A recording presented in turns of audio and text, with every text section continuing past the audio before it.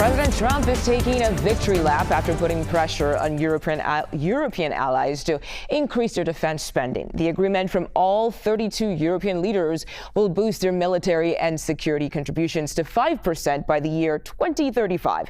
Here's what the president had to say a short time ago on that agreement. Take a listen.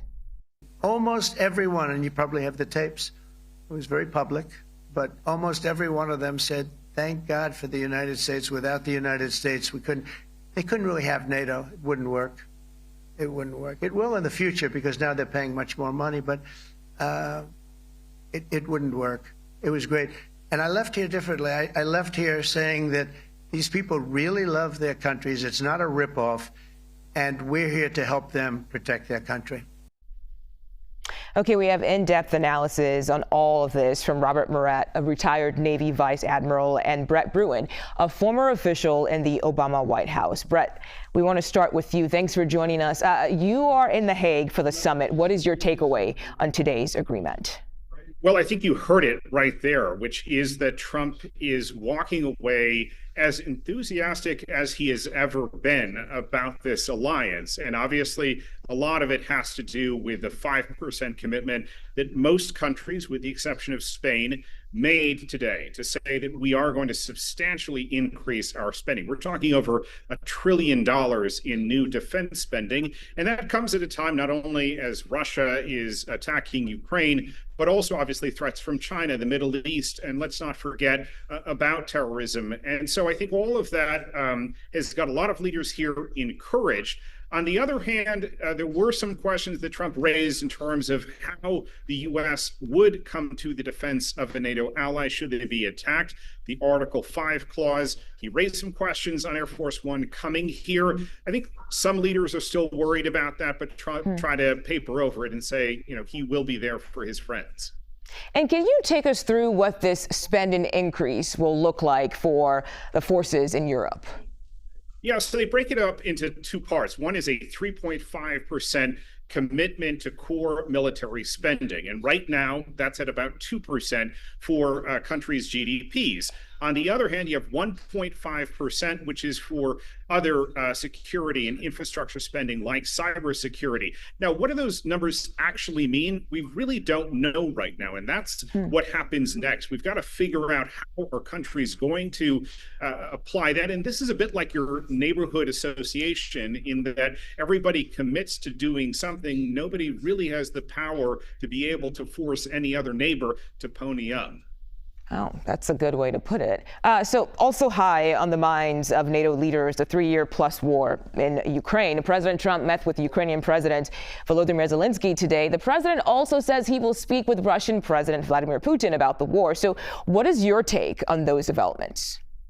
Yeah, and it was interesting. I was outside as Zelensky left, and I think he had another spring in his step because he got a shout out from President Trump during his presser. He was asked by a Ukrainian journalist about the missile defense system, particularly the Patriot missile defense systems for Ukraine. And Trump started engaging her, asking if she had family still in Ukraine and her husband is there.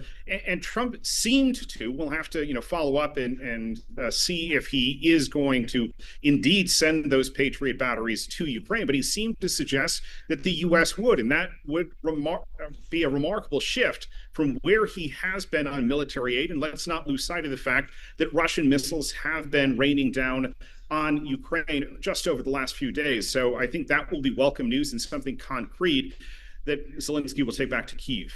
Yeah. Bruen in the Netherlands at the NATO summit. Thank you so much for joining us, and thanks for your insight. Let's go now to Robert Murrett, a retired Navy Vice Admiral and currently a Deputy Director of Syracuse University's Institute for Security Policy and Law. Thank you for joining us today. We want to know, what is your take on the significance of the defense spending agreement?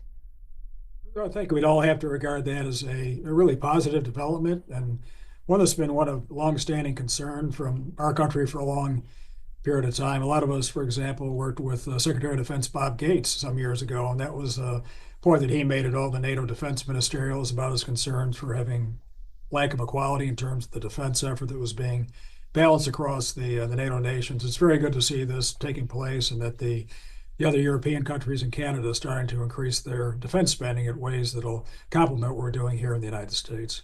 Yeah, and let's turn now to the situation in the Middle East. Both President Trump and Israel, they say U.S. strikes on Iran's nuclear facilities was devastating, but then early Pentagon intelligence reports disputes that. So is that unusual, and that there will be some sort of disparity when it comes to intelligence reporting about exactly what happened there? Yeah, Mughal, great question. I'd probably approach it from a slightly different direction. And to answer your question, at the initial phase, whenever you have these strike operations, you have what's called the BDA phase for bomb damage assessment or combat assessment. It's people are impatient; they want instant, results, and especially for things such as Fordo, which is what we call a hard and deeply buried target.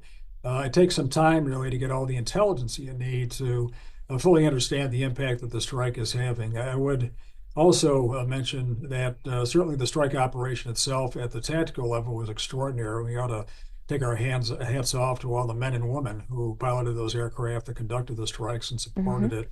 It was remarkable. It's going to take some time before we get the full dimensions of the impact of the strike, although I'm confident the weapons hit their aim points and that they detonated where they were supposed to. Yeah. So what exactly do we know about the effectiveness of the weapons used in the U.S. strikes? Wouldn't they be able to do extensive damage even though those sites were underground?